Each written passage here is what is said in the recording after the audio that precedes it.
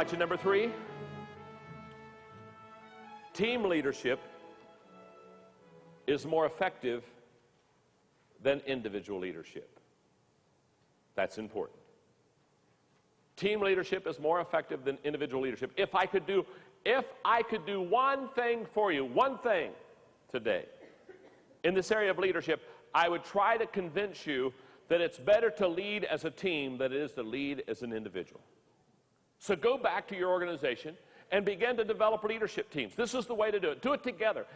My greatest joy today is in my team, the Enjoy group. I just love watching them work and develop and build and grow, and they're taking me to a much higher level than I could ever get on myself. But I want to challenge you. I want to encourage you. Develop a team around you. Don't do it alone. Again, we hear this expression. Well, it's lonely at the top. Well, it's lonely at the top. I don't think a leader ever said that. Because think of it for a moment. If you're at the top alone, you're not leading anyone. In fact, here's the thought. If you're at the top alone, get off the mountain. Go down and find some people. Here's a thought. Find some people as a leader and take them with you back to the top of the mountain. That's the way it works. Every once in a while I hear somebody say, well, John, I'm a self-made man. And they always want me to, you do know, don't you, I'm a self-made man. I always have a feeling they want me to congratulate them. Can I tell you something? If everything you've made by yourself, you haven't made much. If you're going to climb a Texas hill, you can do it all by yourself. But if you want, well, excuse me, I'll climb it for you if you can. If you're going to climb a Texas hill, you can do it by your own. But if you want to climb Mount Everest, you got to have a team. Very simply stated, if you're going to do much, if you're going to accomplish much, if you're going to endeavor much, you got to develop a team. I'm writing a book right now, as I've shared with you, the 17 laws of teamwork. Let me just give you a few. I'm just going to give them to you quickly. I got to move. Law number 1 is the law of the Lone Ranger. One is too small of a number to achieve lasting significance. So quit trying to do it on your own. Number 2 is the law of the bench. Great teams have great depth. Law number 3 is the law of the niche. Each player has a place where they add the most value. Law number 4 is the law of Mount Everest. There you are. I didn't say the law of a Texas hill. The law of Mount Everest says as the challenge increases, the need for teamwork increases. Law number 5, the law of the chain. The strength of the team is impacted by its weakest link. Wow. Maybe my favorite law is number 6, the law of dividends. Investing in the team compounds over time. Isn't that true? And the more that you invest in your team, the more it pays off. Okay. Reflection number 4 as a leader. Adversity, when I handled it correctly, helped me become a better person and a leader. Now that is so true. Adversity, when I handled it correctly, helped me become a better person and a leader. Now, I want to say sometimes I didn't handle it correctly and it didn't help me become better at all. But when I handled adversity correctly, it helped me to be a better person, a better leader. And as I shared with you before, in my book, The Failing Forward book, the thesis of that book is the major difference between average people and achieving people is their perception and their response to failure. Let me explain. Everybody has a train wreck in their life. I'm talking about something in life where the wheels come off and you're in deep weeds. Are you with me? How many of you have at least had one train wreck in your life? Okay, good, okay. We almost all have one. I've had 3 in my life. I had one in my earlier years in my first church in the area of prioritizing my life. I had one in the 80s about when we were in a relocation process and the zoning was slow and the environmentalist issues were big, and that's another story. But the third train wreck is one I want to talk to you about just briefly, because I'm just talking about reflections as I look as a leader, as I look back. The third train wreck I had was 2 years ago, and I talked to you in an earlier session on it briefly, and that was my heart attack. So I want to give you lessons I've learned from a heart attack. I'm just giving you stuff quickly, just reflections of leaders I think and reflect. Number 1 is I've learned to be grateful for life. I think you only are truly grateful for life when you think you've lost it. I just think there's a part of that process. Helen Keller, I think, had it right when she said, I often thought it would be a blessing if each human being were stricken blind and deaf for a few days during his early adult life. Darkness would make him more appreciative of sight, and silence would teach him the joys of sound. I think you're right, Helen. Another lesson I've learned from my heart attack is I've learned that you can never tell people you love that you love them enough. Never can you. You just can't tell people that you love that you just love them enough. No matter how much you tell them you love them, you want to tell them you love them more, the people you really love. Isn't that true? The night I had the heart attack happened to be at our Enjoy Christmas party. It was closing out when I had my heart attack. And so I laid on the floor waiting, of course, for the medics to come and the whole process, and realized I knew, everybody there knew it was a very serious deal. It was not something just light. It was serious. But you know what? An emotion that I had that I would have never believed I would have had. I mean, I'm telling you, I wouldn't have, if you had asked me if you're lying on the floor having a heart attack thinking you might die, what kind of thoughts are going running through your heads? I promise you I would have never thought of this, but this is actually what happened. In fact, I was reminded of it the other day because it happened to be at Turner Field. We that day rented out the Turner Field restaurant where the Braves play baseball, and so we had the whole and I was going through the restaurant the other day with one of my staff members, and he told the story, which reminded me. As I'm laying there and they're getting ready to take me out, I had this overwhelming desire to express my love to my whole staff. And as they laid there and they were working on me and asking questions and the whole thing, I'd say, hey, Tim, I just want you to know I love you. I love you, Dan. Charlie, man, I love you. And Tim, as he was talking to the couple guys that were with us at the baseball game, he said, I'll never forget, here's this guy that we think perhaps is dying, and all he wants to do is tell us how much he loves us. Now, here's what I found out. Here's what I found out. Listen to me. Just take this little bit of advice and just run with this little baby. Would you please? Let me tell you something. Don't delay telling people that you love them. Don't say, well, Thanksgiving's coming, and maybe when the family gets together at Thanksgiving, just got to tell them a lot. Or Christmas, I'm going to see the family at Christmas. Cut that out. Get on the phone tonight and express love and express appreciation to people. The third lesson I learned is that I'm learning to be a good steward of my body, and we already talked about exercise, and there were many years I neglected that. Enough of that. Number 4.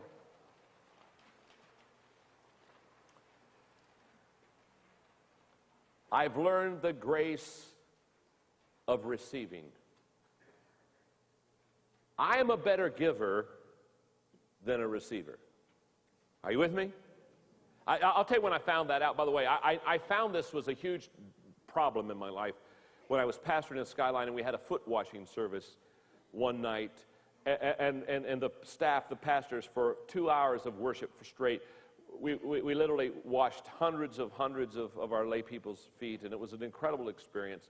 And finally I finished, and I sat on the front row, and I was exhausted as the worship team was still singing. I closed my eyes. I was just tired. I was just physically, mentally, emotionally tired. And all of a sudden I felt that somebody was trying to take my shoe off. And I looked down, and it was one of the lay people.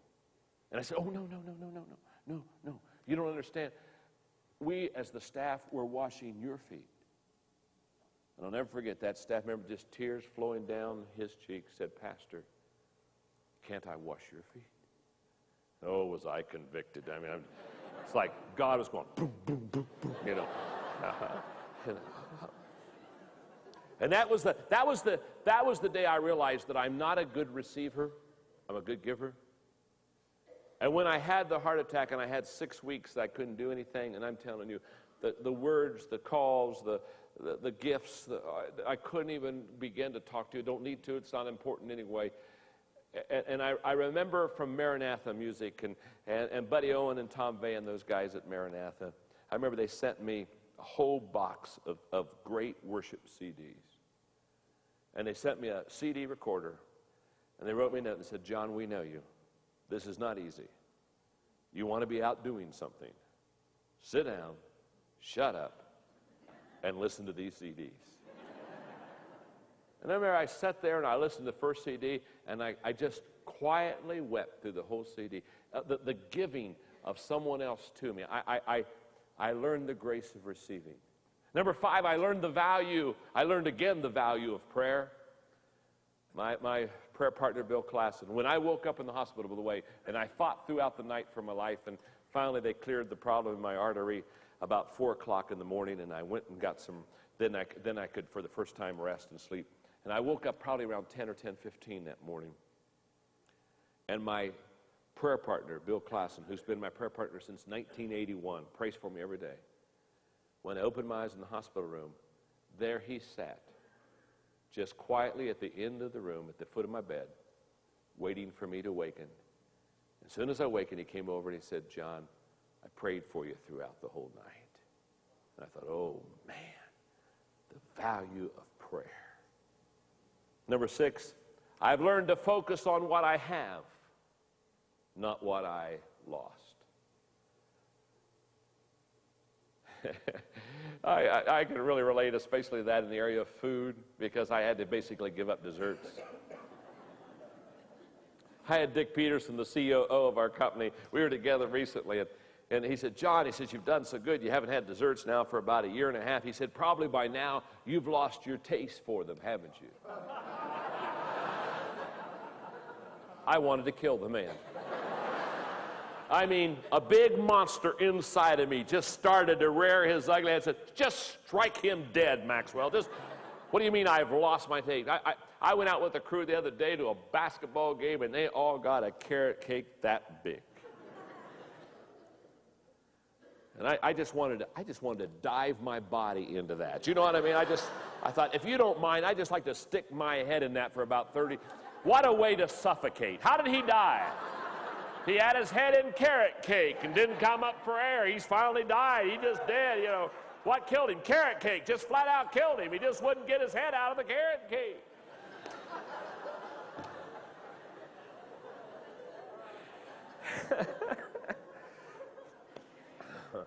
In fact, what I do now, because I can't have it, I tell people, I say, have a dessert for me. You know, have a dessert for me. We had a group of leaders at our headquarters in Joy in Atlanta. Oh no, maybe about 1 year ago, and we were having this meeting. It was kind of a long meeting, so one of the guys went out and got a whole bunch of Krispy Kreme donuts. I promise you, when we get to heaven, there will be Krispy Kreme donuts, and there'll be no calories in those suckers either. And so they got them on, so they're saying, you want, well, I said, I can't have it. No, that's not on my list. You know, so anyway, and I said, but guys, I said, that's all right, you eat them. In fact, I said, have one for me. And so everybody, you know, all the guys said, oh, yeah, that's great. I said, yeah, here, I'm having a donut on Maxwell, you know, I'm having a donut. So they ate the first donut. Guy, he looked at that, he kept looking at it, and he says, man, I have to have another donut. He just reached over and he said, John, he said, I think you'll have another donut. I've learned to focus on not what I lost, but what I have. Number 7, I've learned that developing a solid Enjoy team has paid off. Because the year after the heart attack was the greatest year we ever had, and it wasn't because of me, it's the team that lifted the load. Number 8, I've learned to place my family first. Wow. In fact, the main reason for my health discipline anymore, very simple. Margaret and I have been married for 31 years. She's my best friend. I want to hang around a lot longer. I mean, I don't want her to marry another man, to be honest with you. We had so much fun those 6 weeks I couldn't go anywhere and do anything because the staff wouldn't let anybody get to me. And I mean, it was just her and I. And the other day, it's gotten kind of busy and hectic the last couple of months, and she said, John, she said, Take it in the right context, but you need to have another heart attack. You just have to have. Oh, she said, man, the time we got then and all that wonderful thing. Now, let me tell you what I think success is. I think success is having those who are closest to you love and respect you the most. That's what I think success is. I was on Focus on the Family one time, and I shared that with Jim Dobson. And he said, John, best definition I've ever heard. Those closest to you love and respect you the most. You know, there's something wrong with me as a leader, and there's something, to be honest with you, wrong with you as a leader. If the people who don't know you well love and respect you more than the people who know you well, there's something wrong with the picture. And number 9, I've learned that God still has plans for my life. And I love the quote there below that, here is the test to find out whether your mission on earth is finished. If you're alive, it isn't. I wouldn't have been able to come to El Paso and be with you today if my mission would have been finished on that time. Now, let me give you one more reflection in this lesson about a leader, and that is, here's what I believe. I believe that great leaders add value to the people that they serve. I believe that with all my heart. I believe that's what great leaders do. And here, remember this. In fact, put it in your notes because it's important. Leaders are lifters. Leaders have the ability to lift the level of life, not only for themselves, but for the people that are in their organization. Leaders make things go better. Just like bad leaders pull people down and make things go worse. I've defined success for you, but let me give it one more shot. Success is knowing my purpose in life, growing to my maximum potential. And yes, it is true, success is sowing seeds that benefit others. That's this adding value into the lives of people. I love the quote of Norman Vincent Peale. Look at it. To be successful is to be helpful, caring, and constructive. To make everything and everyone you touch a little bit better. The best thing you have to give is yourself. So I want to close this lesson by sharing with you 3 ways I believe that we add value to people. Number 1, we add value to people when we truly value them. You and I could never add value to others unless we truly value them. And when we truly value people, 3 things happen. Letter A, we believe in them before they believe in us. In other words, I love this phrase. As leaders, listen to me carefully, we should initiate belief. Be the first one out of the block to tell somebody, to share with somebody that you believe in them. So we truly value people when we believe in them before they believe in us. Number 2, we truly value people when we, letter B, serve them before they serve us. Rabbi Harold Kushner is exactly right when he said, the purpose of life is not to win. The purpose of life is to grow and to share. When you come to look back on all that you have done in life, you will get more satisfaction from the pleasure you have brought into other people's lives than you will from the times that you outdid and defeated them. That's a fact. So if we truly value people, we not only believe in them before they believe in us, we not only serve them before they serve us, but letter C, we draw others to us. There is a drawing effect that you and I feel toward others when they truly add value to us. Think of a moment, just think a moment of somebody that truly adds value to you. Don't you want, if they truly add value to you, don't you want to be around them? There's just a desire for you to migrate to them. Okay, so how do we add value to others? Number 1, we add value to others when we truly value people. Number 2, we add value to others when we make ourselves more valuable. In other words, the greatest way for you to add value to people around you is for you to become more valuable yourself. Because as you grow and as you develop, Now you have more to offer the people that are around you. In fact, Tim Rohn was exactly right when he said, in order to do more, I've got to be more. Number 3, we add value to others when we know and relate to what they value. Wow. And so I close with this thought. As I look at this day, I ask myself one question. In fact, in a moment when I leave and I get on the plane and I go back to Atlanta to see Margaret, there's only really one question that'll go through my mind. And that question and how I answer that will determine the satisfaction that I feel deep within myself. And here's the question. You see, as I get on the plane, the question I'll ask myself is, did I add value to you?